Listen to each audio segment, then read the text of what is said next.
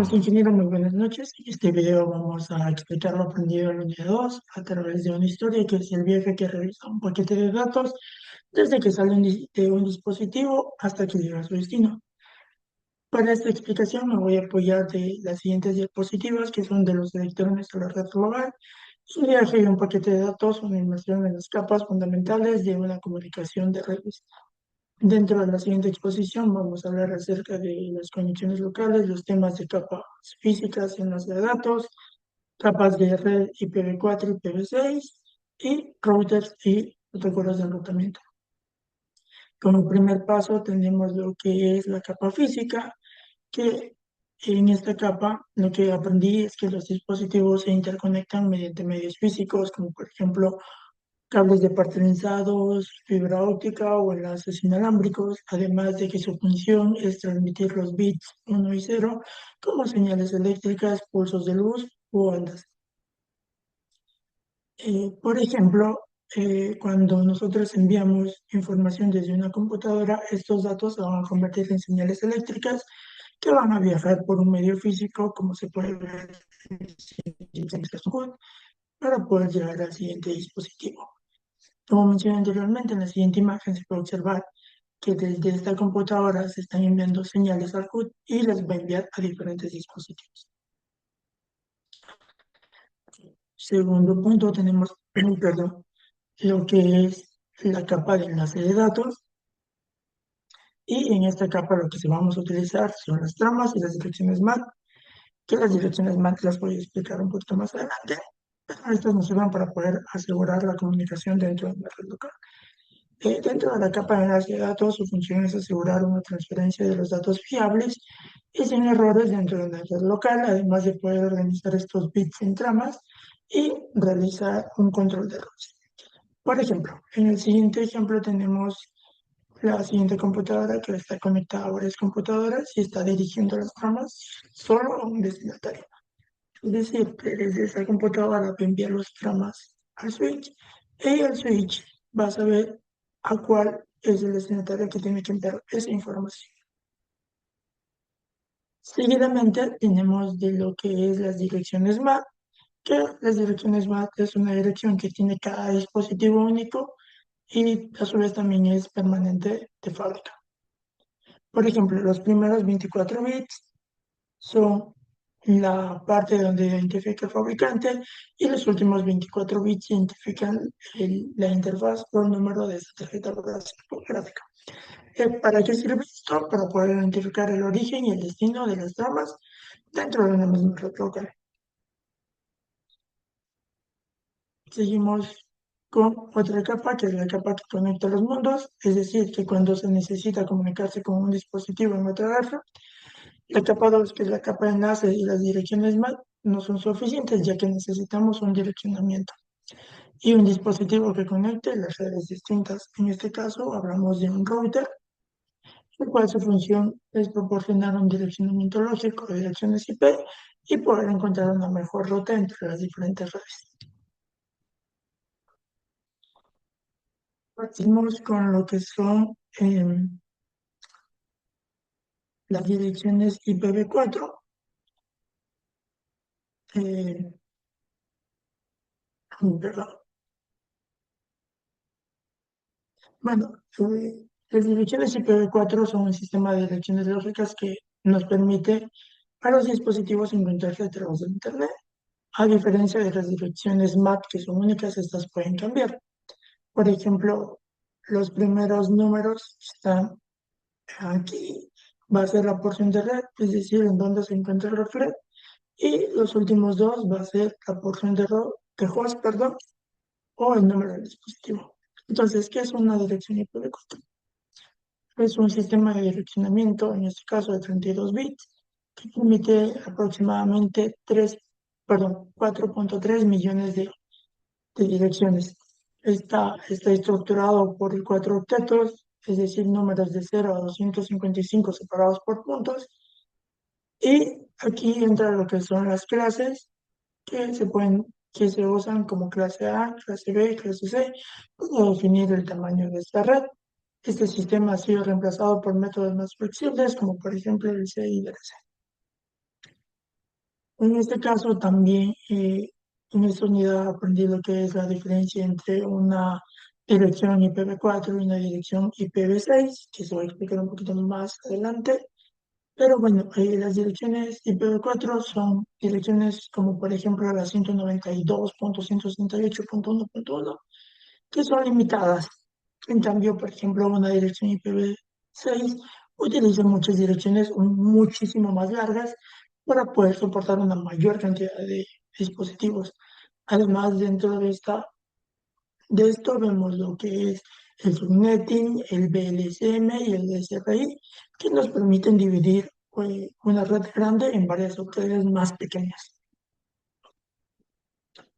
Tenemos lo que es una IPv pública y una privada, que es, por ejemplo, en la parte de una dirección interna, que en este caso es una dirección privada, que es solo tu red local y se entiende como una dirección privada única. En cambio, comparte una única dirección externa, que es la pública, y navegar por Internet a través del router.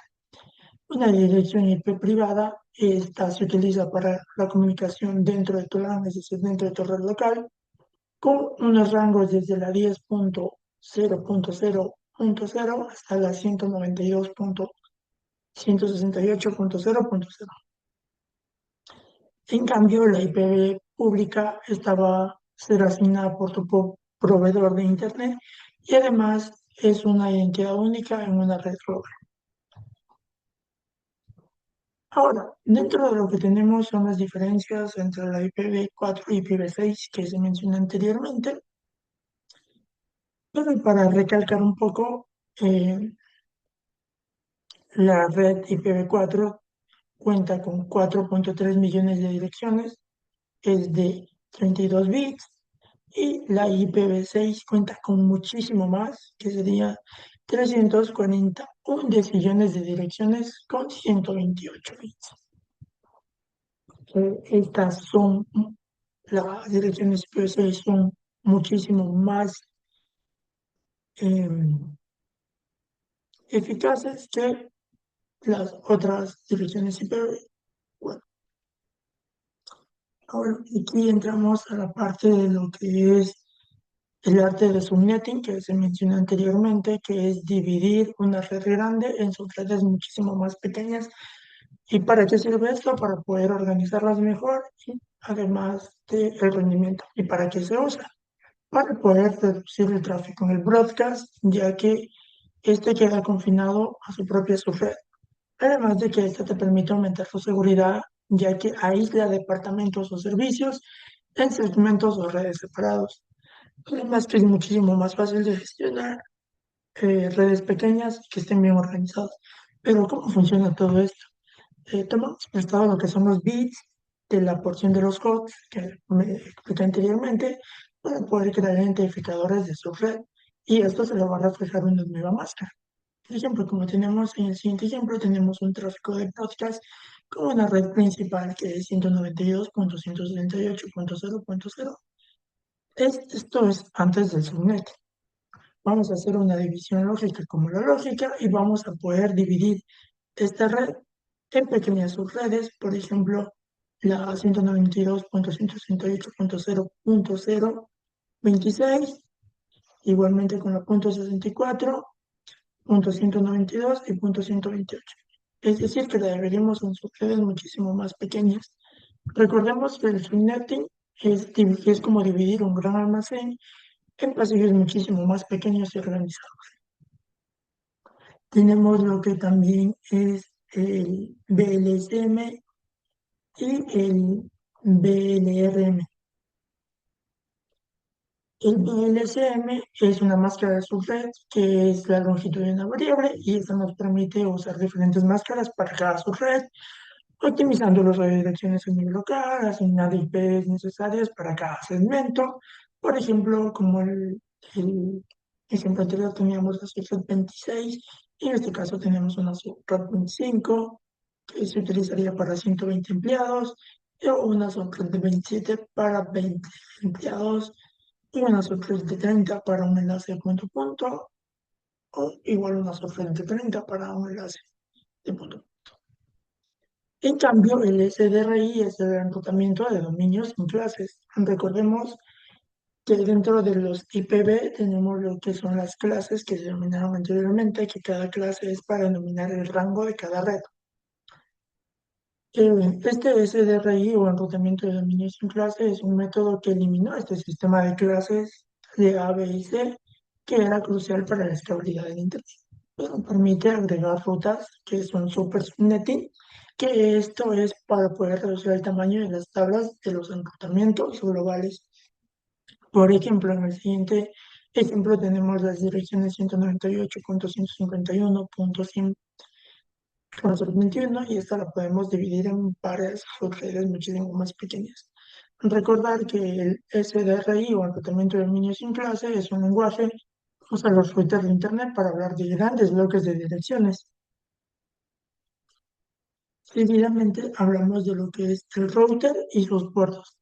El router es un dispositivo que va a permitir eh, conectar tu red local al mundo exterior. En este caso es una dirección web que es la que te permite conectarte a la red. Y esta va a dirigir el tráfico hacia su destino correcto.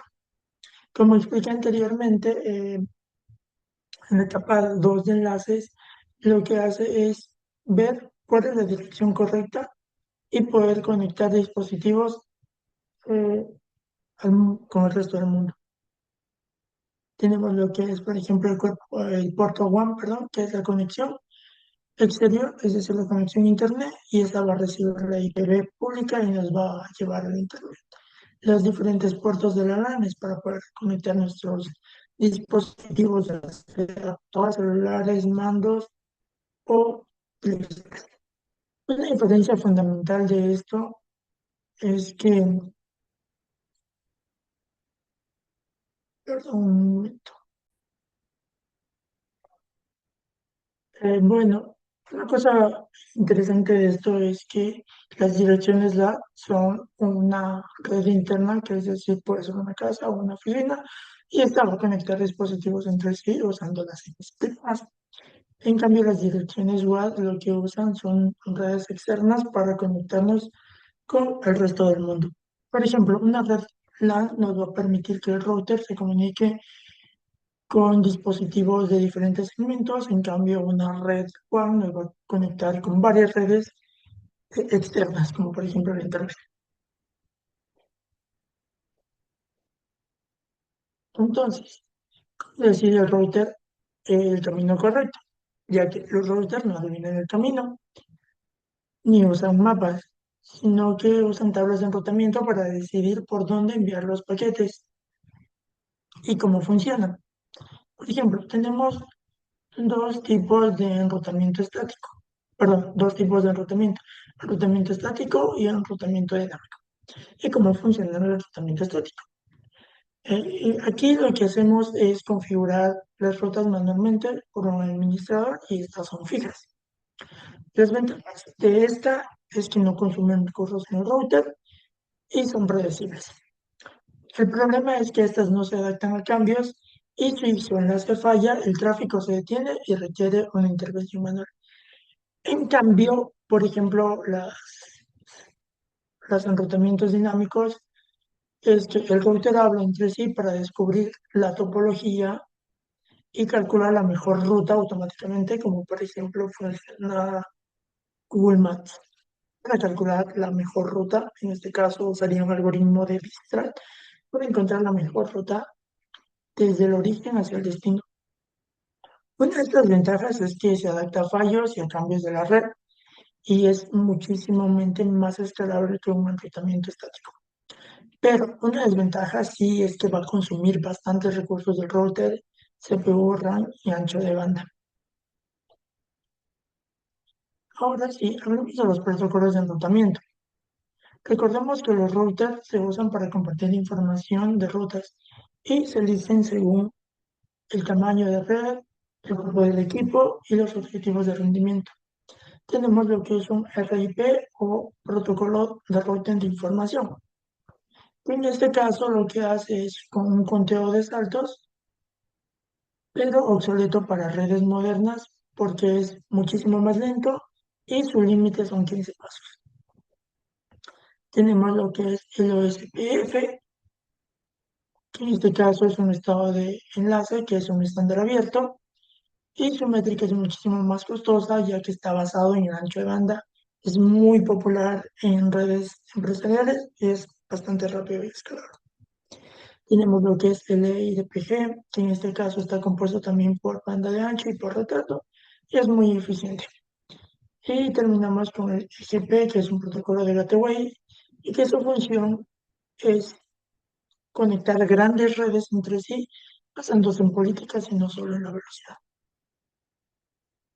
Como conclusión, eh, ¿qué aprendimos en este tema? Antes de pasar al siguiente tema, me gustaría explicar más o menos lo que se vio dentro del siguiente artículo que se nos mandó a investigar. Entonces, tenemos que es un análisis de enrutamiento en protocolos IPv4 y IPv6. Además de estas clases y las prácticas, se analizó lo que es un artículo científico, se mencionó anteriormente, y en este artículo lo que se realiza es una comparación del comportamiento de redes que utilizan IPv4 y IPv6 junto con distintos protocolos de enrutamiento. Los autores implementan escenarios simulados donde se mide el rendimiento de la red considerando métricas como retardo o eficiencia. Por ejemplo,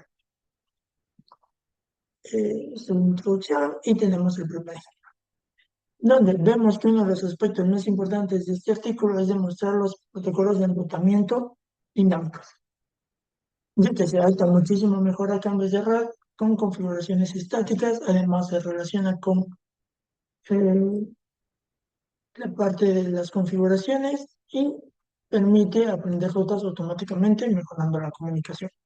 En este caso tenemos el enrutamiento de protocolos, el cual nos dice cuál es el camino que debe tomar. Seguimos con el segundo ejemplo, que en este caso hablamos del IPv6, aquí está, el IPv6, que muestra mejores eficiencias frente a un IPv4 con múltiples escenarios de dispositivos. Perdón, esté de lado. Aquí. Se ve que es muchísimo más óptimo y presenta mejores eficiencias frente al IPv4, especialmente en escenarios con múltiples dispositivos. Y este resultado lo que nos hace es reforzar que en la clase sobre la importancia del IPv6 para el crecimiento de redes modernas. Tenemos además también lo que es la parte de subnetting, que tenemos una red y bueno, ingeniero, eso sería todo hasta aquí. Espero pueda disculpar cualquier mal concepto y eso sería todo. Muchas gracias y buenas noches.